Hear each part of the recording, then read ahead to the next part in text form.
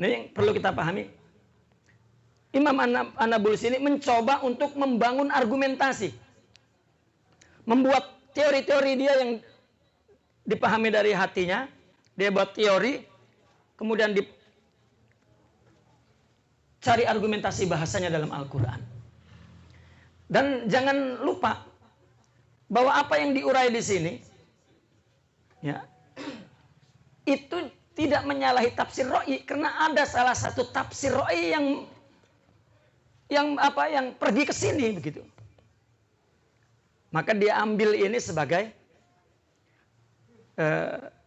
tafsir atau sandaran dia kepada Al-Quran.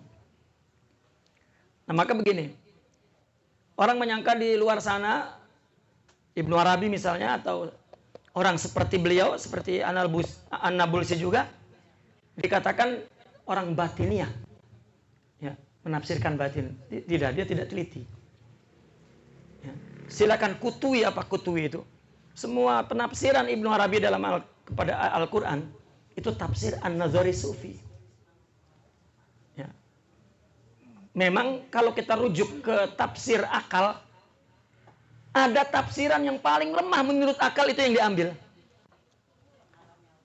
Ya. Artinya yang paling lemah itu jangkauan akal, kejauhan itu akal menjangkau. Ya. Hanya orang-orang yang punya kecerdasan yang plus, itu ekstra, muncul itu pandangan akal, itu kan jauh sekali. Maka dikatakan dhaif menurut akal. Biasanya tafsir itu yang paling masyhur adalah yang paling mudah dipahami oleh setiap akal. Baik akal yang belum dipakai dan sudah dipakai. Ya.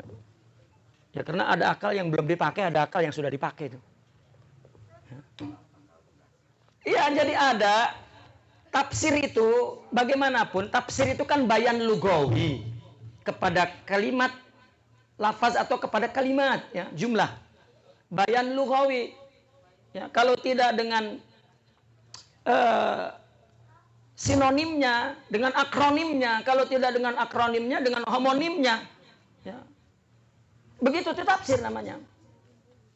Ya, tetapi dia coba ketika dia menjelaskan kandungan kalimat itu, maka dia coba jelaskan secara logika itu. Nah, ketika ada jangkauan akal yang, ya, kecil sekali, kalau dihadirkan juga tidak semua akal paham, maka itu dikatakan dhaif dalam tafsir itu. Ya, dhaif. Dhaif itu sebetulnya untuk dihadirkan kepada ukulul ammah, itu didhaifkan. Nah, ulama-ulama yang lebih mendalam justru itu yang diangkat. Ya. Seperti ayat misalnya, ya, wallahu wa rasuluhu ahaqqu an tardau. Itu kan itu dhamir mufrad, ya.